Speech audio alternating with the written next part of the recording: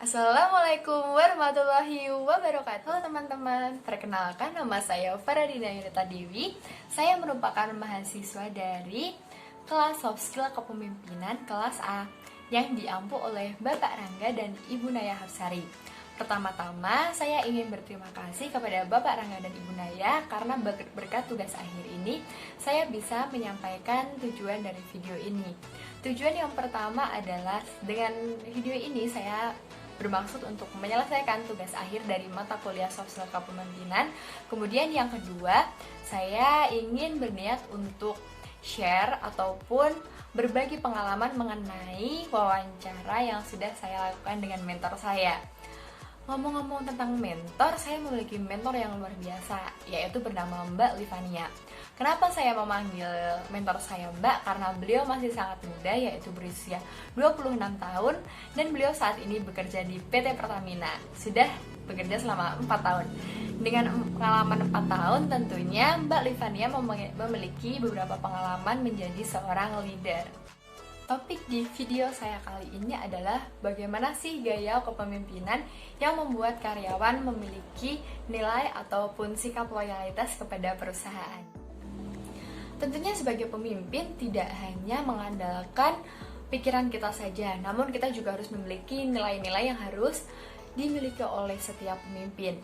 Di PT Pertamina sendiri, sikap-sikap ataupun nilai yang harus diterapkan adalah nilai akhlak. Nilai akhlak terdiri dari kompeten, harmonis, amanah, loyal, kolaboratif, dan adaptif. Tentunya dari 6 nilai tersebut sangat dibutuhkan ketika seseorang menjadi seorang leader. Tidak hanya seorang leader saja, namun karyawan juga membutuhkan memiliki nilai tersebut. Lalu, bagaimana sih cara seorang pemimpin untuk mengatur emosi dan mengatur suasana hati? Tentunya, sebagai seorang pemimpin, kita harus mengedepankan sikap profesionalitas. Ketika kita dalam keadaan sedih ataupun terdapat permasalahan di rumah yang membuat mood kita menjadi kurang baik, tentunya hal tersebut tidak selayaknya dibawa ke ranah pekerjaan. Tentunya kita harus selalu profesional. Jika kita benar-benar tidak bisa mengendalikan rasa sedih tersebut ataupun emosi tersebut, kita bisa meminta jatah cuti kita karena itu merupakan hak kita. Tentunya dengan ketentuan perusahaan dan prosedur perusahaan. Ketika kita sudah selesai cuti, tentunya diharapkan kita kembali dalam keadaan fresh dan dalam keadaan lebih fit lagi, sehingga kita bisa kembali bekerja dan menyelesaikan pekerjaan sebagai seorang pemimpin.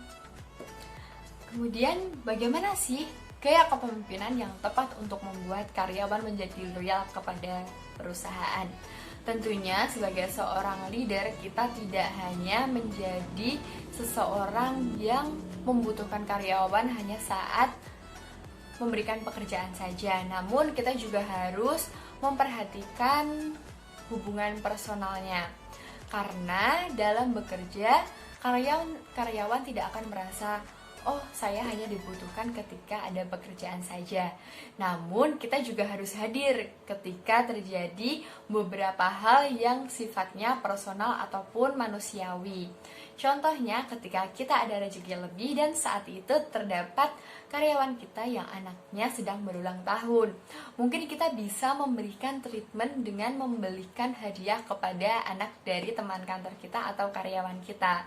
Kemudian yang kedua, ketika karyawan kita tertimpa hal yang kurang mengenakan, misalnya keluarganya ada yang meninggal, tentunya kita sebagai seseorang yang dekat dengan dia ataupun seorang leader dari karyawan tersebut, tentunya kita bisa melaksanakan takziah karena itu merupakan suatu bentuk empati ataupun simpati karena kita juga ikut berduka. Dengan hal-hal tersebut ataupun sikap yang lebih ke personal atau hubungan personal sendiri, kita bisa menjadi lebih dekat dengan karyawan dan karyawan merasa saya tidak hanya dibutuhkan di pekerjaan saja. Karena kooperatif ataupun sikap kooperatif tidak hanya dibangun dengan pekerjaan saja, namun bisa dibangun dengan perhatian kecil kita, kemudian jalur kekeluargaan, kemudian hubungan personal kita kepada karyawan kita. Dengan hal itu, orang yang lebih loyal tentunya akan lebih mudah diajak untuk bekerja sama dan biasanya menyelesaikan pekerjaannya dengan sepenuh hati, tidak dengan terpaksa. Namun ketika seseorang tersebut tidak loyal, maka dia akan merasa saya menyelesaikan pekerjaan ini hanya untuk saya sendiri dan mungkin bisa saja tidak sepenuh hati.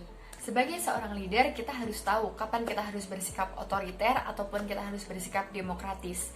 Misalnya ketika ada karyawan yang deadliner, kemudian yang suka terlambat, tentunya kita harus tegas dengan karyawan tersebut dengan menggunakan sikap otoriter kita.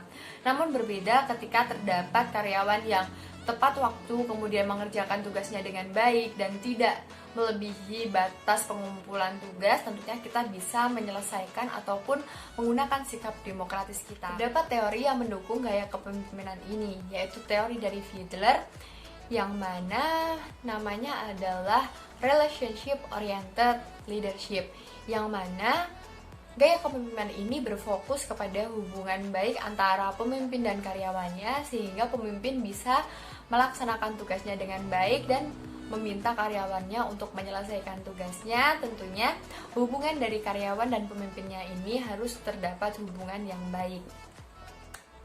Tidak hanya membuat karyawannya menjadi loyal saja kepada perusahaan, namun bagaimana sih cara pemimpin untuk meningkatkan inovasi dari karyawannya?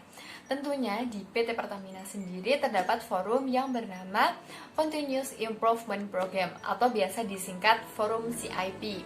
Di dalam forum ini sistemnya seperti forum PKM yang sedang diikuti oleh beberapa mahasiswa di Indonesia, di mana karyawan dari berbagai region ataupun berbagai lintas jurusan menjadi satu tim, kemudian memberikan idenya kepada perusahaan, dan ketika mereka sudah sampai di pusat, dari pusat yang memiliki ide, karyawan yang memiliki ide yang baik tentunya akan diberikan dana dan dilihat tingkat efektivitasnya, apakah bisa meningkatkan dari penjualan perusahaan ataupun ada yang perlu diimprove kembali. Kemudian dari forum ini tentunya akan memberikan dampak positif dari karyawan.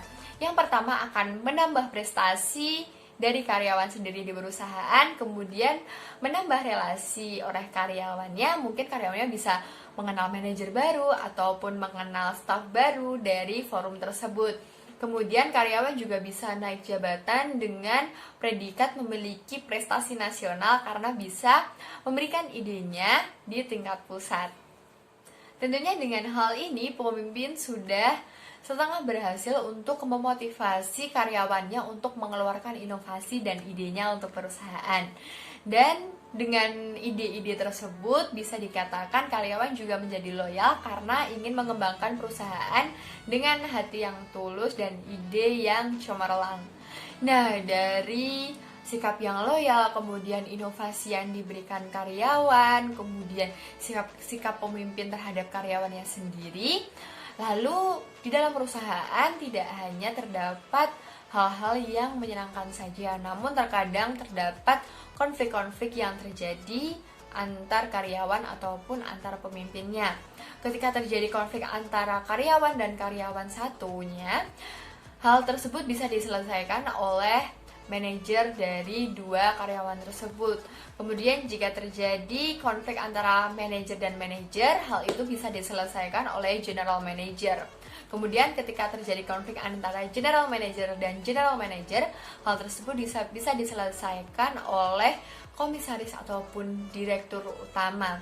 Kemudian ketika terjadi konflik antara direktur utama dan komisaris, jika hal tersebut terjadi, maka yang menangani adalah pihak BUMN dan presiden. Sekian video yang saya buat. Hal ini saya mendapatkan inspirasi dari hasil wawancara yang saya lakukan dengan Mbak Alifania tentunya, dengan beberapa pengalaman beliau, sehingga saya bisa menyimpulkan dari video ini dan bisa berbagi dengan teman-teman. Semoga dari video ini teman-teman mendapatkan manfaat dan saya juga mendapatkan manfaat. Apabila saya dalam video ini terdapat kesalahan kata ataupun kesalahan sikap, saya memohon maaf yang sebesar-besarnya. Wassalamualaikum warahmatullahi wabarakatuh. Terima kasih teman-teman.